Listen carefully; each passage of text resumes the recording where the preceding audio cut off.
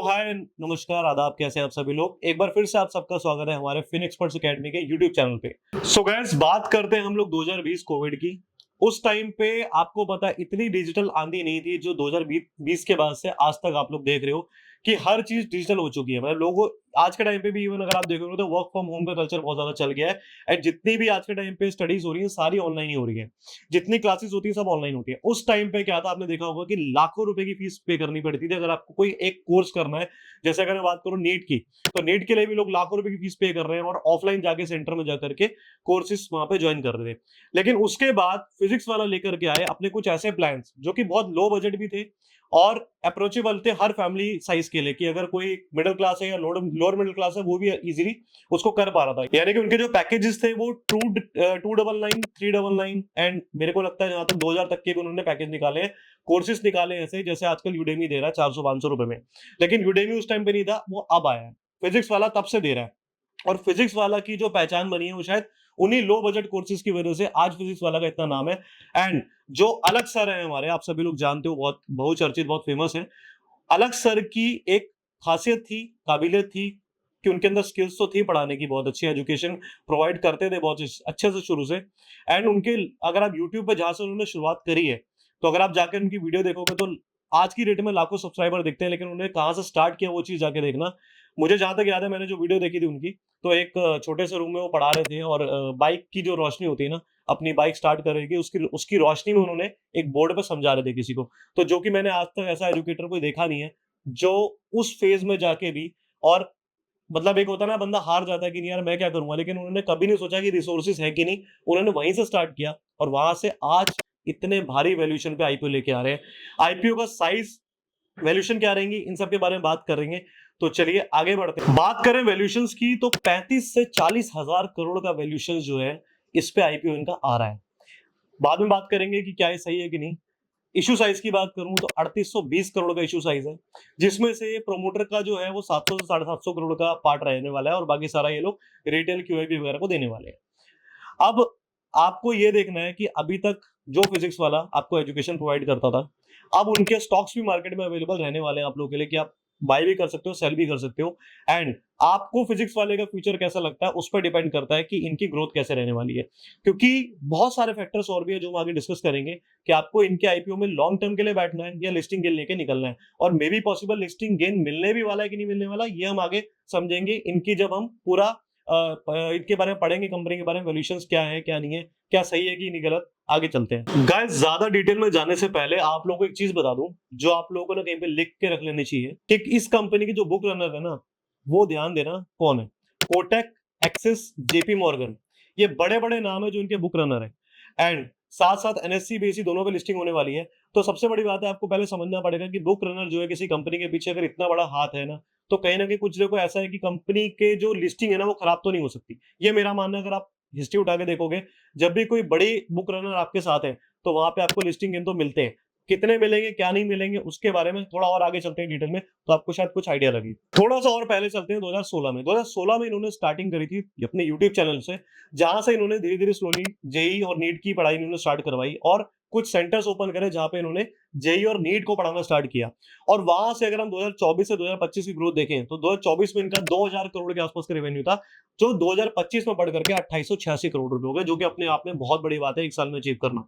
एक financial year में इतना अच्छा रेवेन्यू जनरेट कर पाना और ग्रोथ लेके आना, वो एक अपने आप में बहुत बड़ी बात है। पर आपको एक चीज समझनी पड़ेगी कि किसी कंपनी में अगर रेवेन्यू जनरेट हो रहे हैं, मान लीजिए 1000 करोड़ का रेवेन्यू अगर आ रहा है, तो इट डजेंट मीन कि वो कंपनी प्रॉफिट में है, क्योंकि जो अदर चीज है ना वो भी फैक्टर भी काउंट होते हैं। अगर एक रेवेन्यू 100 रुपए का आ रहा है और उसमें से अगर 120 रुपए खर्चे हो रहे हैं तो 20 रुपए वो कंपनी नेट लॉस में मानी जाती है। उसी तरीके से फिजिक्स वाला की अगर हम बात करें तो फाइनेंशियल ईयर 2024 के अंदर ये लोग 1131 करोड़ के घाटे में थे। और अगर मैं बात करूं 2025 की, तो वहां पे इन्होंने काफी हद तक इंप्रूवमेंट करी और अभी वो फाइनली 231 करोड़ के घाटे में रह गए। यानी कि उनके लॉसेस तो रिड्यूस हुए हैं। अगर लॉसेस रिड्यूस हुए हैं तो कहीं ना कहीं उन्होंने अपने एक्सपेंस पार्ट को कम किया है, जिसकी वजह से उनको प्रॉफिट में अभी प्रॉफिट आना स्टार्ट हुआ है। प्रॉफिट नहीं कहेंगे, लेकिन लॉसेस रिड्यूस हो रहे हैं तो आने वाले टाइम में प्रॉफिटेबल हो सकते हैं। ठीक है, अभी हम आगे पढ़ेंगे, क्या पता प्रॉफिटेबल हो गए हो। अभी आगे पढ़ते हैं इसके बारे में। बात करते हैं कंपनी के एबिटा की। एबिटा का मतलब क्या होता है कि earning before interest, depreciation, amortisation and taxes. तो अगर ये चीज आप समझ जाओ कि क्या होती है, इसके बारे में थोड़ा सा डिटेल में जाना, क्योंकि ये वीडियो ज्यादा लंबी नहीं बनाऊंगा मैं। तो एबिटा जो है बहुत ज्यादा इंपॉर्टेंट होता है किसी कंपनी के रिजल्ट जब आप देखते हो। एबिटा इनका काफी अच्छा 6.7% ग्रोथ से आगे बढ़ रहा है। और अभी के टाइम पे अगर मैं देखूं कि इनके ऑफलाइन और ऑनलाइन बैचेस किस तरीके से चलते हैं, क्लासेस कैसे चलती हैं, तो वहां पे अगर हम रेवेन्यूज देखें तो ऑनलाइन और ऑफलाइन दोनों का जो रेवेन्यू है ना, और जो साइज है, वो ऑलमोस्ट 50-50 का रेशियो है।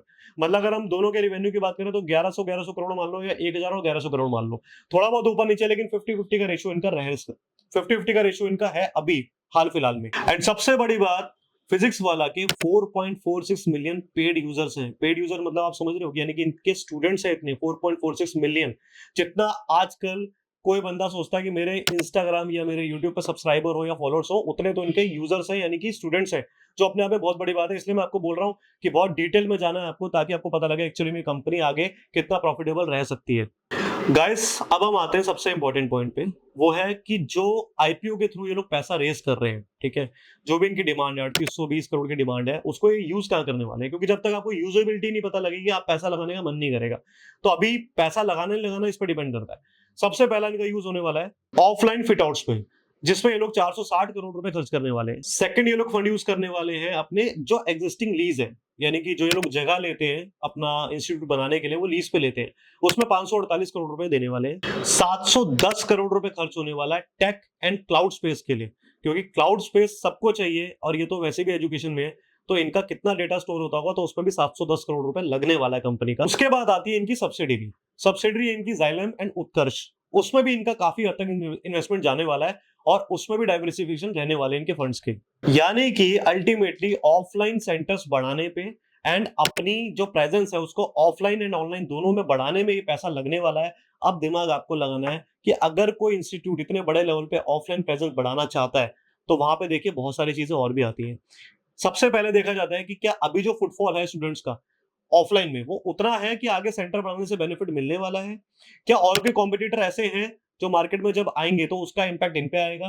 क्या गवर्नमेंट की कोई ऐसी पॉलिसी आ सकती है आने वाले टाइम पे एजुकेशन को लेकर, जिसमें इनके लिए दिक्कत क्रिएट हो सकती है, और स्टूडेंट्स जो है वो इनके पास ना आके कहीं और जाएंगे, या कुछ कोर्सेज में चेंज होने वाले हैं, या ये लोग अपनी फीस बढ़ा भी सकते हैं, या फीस को और रिड्यूस करते हैं? रिड्यूस करेंगे तो ऑपरेटिंग मार्जिन, ऑपरेटिंग प्रॉफिट में वहां पे कहीं ना कहीं फर्क आएगा, और अगर कोर्स की फीस बढ़ाते हैं तो स्टूडेंट के दिमाग में इमेज इनकी गलत बनेगी, और वहां पे भी इनको लॉसेस आएंगे। तो बहुत सारी चीजें मैटर करती हैं। थोड़ा सा और डिटेल में चलते हैं और समझते हैं कि आगे आपको क्या करना है इसके अंदर। मेरा ऐसा मानना है सबसे बड़ा फिजिक्स वाला के आईपीओ में सबसे बड़ा जो रिस्क है ना, वो है इनका खुद का फेस। जब भी किसी कंपनी में एक सिंगल फेस होता है, तो मुझे ऐसा लगता है कि वहां पे दिक्कत हमेशा आती ही है। इनके कुछ पास्ट एग्जांपल हम समझते हैं। यस बैंक, यस बैंक में अगर आप देखोगे तो जितनी भी प्रॉब्लम्स आई हैं वो सिर्फ सिंगल फेस की वजह से आई हैं। अगर हम बात करें बायजूस की, तो बायजूस की आप केस स्टडी उठा के देखोगे, वहां भी जो इशू आया था, जो कंपनी आज खत्म हो गई है, वो सिर्फ और सिर्फ सिंगल फेस की वजह से हुई है। इसी तरीके से और भी बहुत सारे एग्जाम्पल है, जैसे सीसीडी। सीसीडी का एग्जांपल भी यही है कि सीसीडी का स्टॉक आपने देखा हो किस तरीके से आज की डेट में खत्म हो गया है, और किसी टाइम पे इन्वेस्टर्स के लिए वो सबसे ज्यादा ग्रोथ बिल्डिंग वाला स्टॉक था। सिर्फ रीजन क्या आ रहा है? Single phase. तो सिंगल फेस है अपने अलग सर का, जिसकी वजह से आज की डेट में फिजिक्स वाला का इतना बड़ा नाम हो चुका है। आई डोंट नो, एंड किसी को नहीं पता कि अगर वो कंपनी से अलग होते हैं या कुछ भी डिस्प्यूट क्रिएट होते हैं प्रोमोटर्स और उनके बीच में, तो आने वाले टाइम में फिजिक्स वाला का क्या होने वाला है कोई नहीं जानता। इसके बाद सबसे बड़ा रिस्क आता है हमारा ऑफलाइन सेंटर्स का, जो मैं आपसे डिस्कस कर रहा था इससे पहले वाली स्लाइड में, कि अभी तक क्या हो रहा है कि ऑनलाइन भी चल रहा है ऑफलाइन भी चल रहा है, बट इनका जो आईपीओ से जो फंड रेज होगा उसका मेन हिस्सा जाने वाला है ऑफलाइन सेंटर्स का एक्सपेंशन। और उस टाइम पे जितनी भी कॉस्टिंग आएगी, कॉस्टिंग जैसे रेंट, यूटिलिटी, लोकल कंप्लायंसेस, इन सब चीजों में जो कॉस्टिंग जाने वाली है ना, ये कहां से निकलेगा? ये तो तब निकलेगा ना जब स्टूडेंट का फुटफॉल बढ़ेगा, और उसके बारे में किसी को नहीं पता आने वाले टाइम पे आपके पास स्टूडेंट्स कितने आने वाले नहीं आने वाले। अगर नहीं आते तो जितना आईपीओ का पैसा आपने डाइवर्ट किया है ऑफलाइन सेंटर्स की ओपनिंग में, वो सारा वेस्ट ऑफ मनी है। अब आते हैं थर्ड रिस्क पे। थर्ड पॉइंट है आरपू। आरपू का मतलब होता है एवरेज रिवेन्यू पर स्टूडेंट या पर यूनिट। अब इसके अंदर अगर हम बात करें, देखिए अभी तक मैंने आपको इससे पहले भी ये पॉइंट डिस्कस किया था कि इनके साथ, अब आप बोलो इनका यूएसपी है या वो यूएसपी इनको कल को लेके डूब सकता है, वो क्या है कि इनके जो कोर्सेज है वो चीप है। अगर मैं एवरेज बात करूं जो इंडस्ट्री में इनका अभी चल रहा है कि 2 लाख रुपए का अगर एक कोर्स है एवरेज, तो इनका 2 लाख से कम है नहीं, 1,40,000 में इनका एवरेज जा रहा है। तो वो जो 60,000 का जो एक बचता है ना मार्जिन, वो किधर है? वो कहीं नहीं है। तो उसकी वजह से जो इम्पैक्ट पड़ता है कॉस्ट का जो इनके ऊपर बर्डन आता है ना, उसकी वजह से प्रॉफिटेबल नहीं हो पा रहे हैं एंड शायद आगे भी चीज कंटिन्यू रहे। क्योंकि अगर ये पैसा हम लोगों का आईपीओ का पैसा ये ऑफलाइन सेंटर बढ़ाने में लगाएंगे, ऑफलाइन ऑनलाइन, अगर ऑनलाइन में इनको बच्चे ज्यादा चाहिए तो वहां पे कॉस्ट लगानी पड़ती है मार्केटिंग एंड सेल्स में, तो वहां पे भी इनका आरपू से तो कुछ बचना नहीं है क्योंकि वो तो इनका ऑलरेडी मार्जिन लो है। तो अगर ये कंटिन्यू करते रहेंगे, कौन से वाले लो बजट वाले कोर्सेज बेचते रहेंगे, तो मुझे नहीं लगता कि प्रॉफिटेबल हो पाएंगे। तो सबसे बड़ा क्वेश्चन ये है कि क्या इनका आरपू आने वाले टाइम में कुछ सुधरेगा या और ज्यादा बिगड़ सकता है। अब आते हैं फोर्थ पॉइंट पे। Fourth point is faculty poaching. अब ये क्या होता है, इसमें आपने देखा होगा कि अगर फिजिक्स वाला की बात करूं तो लास्ट कुछ 1-2 साल में आपने देखा होगा बहुत ज्यादा कंट्रोवर्सीज हो रही है। कहां से, जो इनके एक्स जो टीचर्स है ना, उनके साथ ही इनकी कंट्रोवर्सी चलती रहती है। ये लोग क्या करते हैं, बहुत ज्यादा जल्दी जल्दी ये लोग हायरिंग करते हैं नए टीचर्स की, पुराने टीचर को बाहर करते हैं और वो लोग फिर जाकर के कुछ वीडियोस बनाते हैं, सोशल मीडिया वायरल होते हैं, जिसकी वजह से इनकी कहीं ना कहीं ब्रांड इमेज जो है डाउन होती है। मुझे ऐसा लगता है इनको नए स्किल्स को हायर करने की बजाय पुराने वाले को रिटेन करना चाहिए, या पुराने वाला अगर एम्प्लॉय आपको ठीक लग रहा है, कुछ डिमांड उसकी है, तो उसको डिमांड फुलफिल करके उसको रिटेन कर लेना चाहिए, रादर देन कि आप नए टैलेंट को हायर कर रहे हो, पुराने वाले को बाहर कर रहे हो और वो बंदा जाके आपकी वीडियो बना रहा है और आपकी ब्रांड इमेज डाउन हो रही है। तो ये बहुत बड़ा पॉइंट है जो कि फिजिक्स वाला के केस में वो कहीं ना कहीं इनकी इमेज खराब कर चुका है। आते हैं फिफ्थ पॉइंट पे। फिफ्थ पॉइंट है इनकी सब्सिडियरी, जिनको मैं पहले डिस्कस कर चुका हूँ, Xylem and Utkarsh. Xylem and Utkarsh में जितना भी पैसा लग रहा है ना, उसका रिवॉर्ड अभी तक इनको मिला नहीं है। और अगेन ये लोग आईपीओ का पैसा वहां पर डाइवर्ट करने वाले हैं, अप्रोक्सीमेटली 1000 करोड़, 700 करोड़ शायद जाइलम में जाने वाला है एंड 200-250 करोड़ कुछ उत्कर्ष में, या जो भी इनका रेशियो रहेगा वट एवर, वो बाद में डिसाइड करेंगे। बट कुछ 1000 करोड़ के आसपास इन्वेस्टमेंट वहां जाने वाला है। और जो सब्सिडीज अभी तक प्रॉफिट नहीं दे पाई है, वो आगे कैसे देंगी, ये भी एक बहुत बड़ा क्वेश्चन है। तो यहाँ पे पॉइंट ये आता है कि क्या इनको वहां पे पैसा डालना चाहिए भी, या प्रॉफिटेबल होने का वेट करना चाहिए फिर पैसा डालें, या अभी वो पैसा कहीं और डाइवर्ट करना चाहिए। लेट्स सी ये लोग क्या करते हैं। आते हैं हम six point. Six point is refund and consumer retention.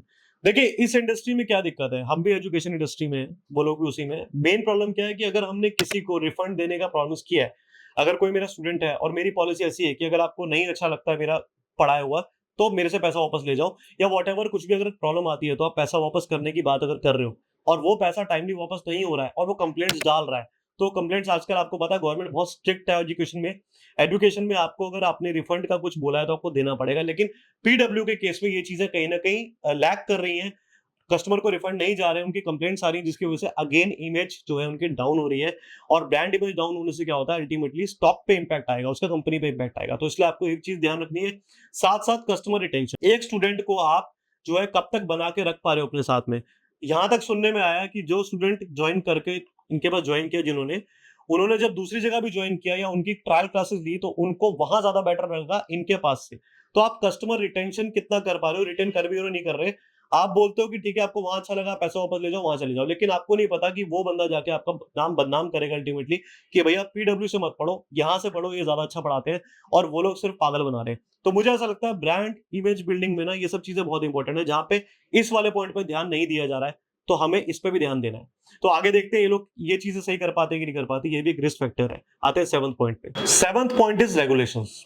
आपको भी पता है, चाहे स्टॉक मार्केट हो, चाहे कोई भी इंडस्ट्री हो, गवर्नमेंट कुछ ना कुछ नए रेगुलेशंस लेके आता रहता है। इन रेगुलेशंस का इंपैक्ट डायरेक्ट पड़ता है कौन से कोर्सेज पे, जेई, जो आपके जो मेन इंपॉर्टेंट है, नीट हो गए, आपका सीबीएसई का पूरा कोर्स स्ट्रक्चर हो गया, तो इन सब पे ना बहुत इंपैक्ट पड़ता है। अगर कोई भी ऐसी पॉलिसी आई जो इनके करंट फ्लो पे कुछ डिस्टर्बेंस क्रिएट कर सकती है, तो वहां पे इनको पूरा का पूरा अपना जो अभी करंट वाले इनका चल रहा है सिनेरियो, कोर्सेज चल रहे हैं, उनको पूरा चेंज करना पड़ेगा।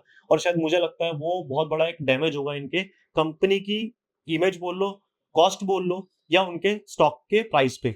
तो मुझे ऐसा लगता है रेगुलेशंस अगर नहीं आ रही तब तक तो ठीक है, अगर कोई रेगुलेशन आई जो इनके फेवर में नहीं हुई तो दिक्कत आ सकती है। तो ये 7 पॉइंट है, ये 7 वो रिस्क फैक्टर्स है जो आपको ध्यान में रखने हैं बिफोर इन्वेस्टिंग इन पीडब्ल्यू के आईपीओ में। अब एक बार बात कर लेते हैं share holding pattern. Share holding pattern क्या है इस कंपनी का, बात करते हैं शेयर होल्डिंग पैटर्न की। तो भाई इस कंपनी के अंदर मोस्ट ऑफ द जो कंपनी का पार्ट है वो प्रोमोटर के पास ही है, यानी कि 80.7% का हिस्सा सिर्फ अलग पांडे, प्रतीक महेश्वरी जी होल्ड करते हैं। यानी कि ये company broadly driven by promoter, ये तो आपको टेंशन नहीं लेना। बाकी जो रिमेनिंग जो हिस्सा है 19.3% का, वो इन्वेस्टर्स के पास है, तो कोई टेंशन वाली बात नहीं है। जो भी डिसीजन होंगे वो इन दोनों के होंगे। अगर इन दोनों में कोई डिस्प्यूट हुआ तो कंपनी में दिक्कत आ सकती है। इसलिए मैंने आपको बोला कि एक फेस होने की वजह से चैलेंजेस हमेशा रहेंगे ही रहेंगे इस कंपनी में, तो बहुत सोच समझ के आपको इन्वेस्टमेंट करना है लॉन्ग टर्म के लिए। अब एक बार डेटा को एक बार दोबारा से चेक कर लेते हैं और मैं आपको कुछ फिगर्स बताऊंगा, वो कहीं नोट कर लेना, वैसे स्क्रीन पे आपको आ रहा होगा। मेनली अगर हम ब्रॉडली देखें तो इनका रेवेन्यू कितना है, इनका रेवेन्यू आ रहा है 2886 करोड़ का, 2025 की बात कर रहा हूं मैं, जिसमें से जो इनका लॉस है वो कितना है, 243.3 करोड़ का इनका नेट लॉस आया है, जो कि मैंने बताया था कि एक्सपेंस पार्ट को, रेवेन्यू आने के बाद भी एक्सपेंस पार्ट अगर ज्यादा तो लॉस आते हैं। बात करते हैं एबिटा की, तो मैंने बताया था पॉजिटिव एबिटा है, तो कंपनी में वैसे कोई दिक्कत नहीं है, बट थोड़ा सा इनको एक्सपेंडिचर अपने कम करने हैं, जो एक्सपेंशन कर रहे हैं अगर उस पर थोड़ा सा रोक लगाई जाए एंड करंट वाले मॉडल से पैसा बनाया जाए तो पैसा कंपनी जनरेट कर सकती है और प्रॉफिटेबल भी हो सकती है। 198 सेंटर्स इनके अक्रॉस, अगर हम बात करें इंडिया में तो इनके 198 सेंटर्स हैं, जो कि अपने आप में बहुत बड़ा अचीवमेंट है। एंड जैसा मैंने बताया था 4.46 मिलियन पेड यूजर्स हैं, तो ये भी एक बहुत बड़ी बात है। तो आपके पास डेटा सारे ऑलमोस्ट आ गए हैं, और मैंने जो चीजें बताई आपको, जो रिस्क फैक्टर बताए 7, वो 7 रिस्क फैक्टर को अगर आप दिमाग में लेके चलो तो आपको समझ में आएगा कि लॉन्ग टर्म के लिए ये स्टॉक है या ये स्टॉक सिर्फ शॉर्ट टर्म के लिए अपने को लेना चाहिए, या 3-4 महीने हम लोग हर 3 महीने हर क्वार्टर में इसको रिव्यू करना पड़ेगा तो अपन होल्डिंग कर सकते हैं। लेकिन हम ये नहीं सोच सकते कि आंख बंद करके ये ऐसा स्टॉक है कि उठाया और भूल जाओ, पैसा देगा ही देगा, ये वैसा स्टॉक नहीं है। इसको एंड करते हुए मैं एक बात बोलना चाहता हूं कि देखिए, पीडब्ल्यू जो है अभी तक स्टूडेंट्स के लिए तो वैल्यू फॉर मनी रहा है, बट क्या इन्वेस्टर के लिए भी वैल्यू फॉर मनी रहने वाला है, ये तो आने वाला फ्यूचर डिसाइड करेगा। तब तक आप लोग लाइक करें, सब्सक्राइब करें, कमेंट करें, 1 मिनट लगता है, कमेंट जरूर करें, अगर वीडियो अच्छी लगी शेयर करना, और हमारे साथ इस चैनल पे जुड़े रहें।